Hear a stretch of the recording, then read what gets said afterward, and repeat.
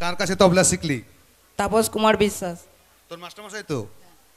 তাহলে এবার মনে হয় নিশ্চয়ই তোর বাবা তবলা কিনে দেবে। কি বলে মনে হয় অডিয়েন্স, কি বলছেন? ওর বাবা এবার নিশ্চয়ই তবলা কিনে দেবে, তাই না? বলুন আপনারা। অবশ্যই, থ্যাংক ইউ।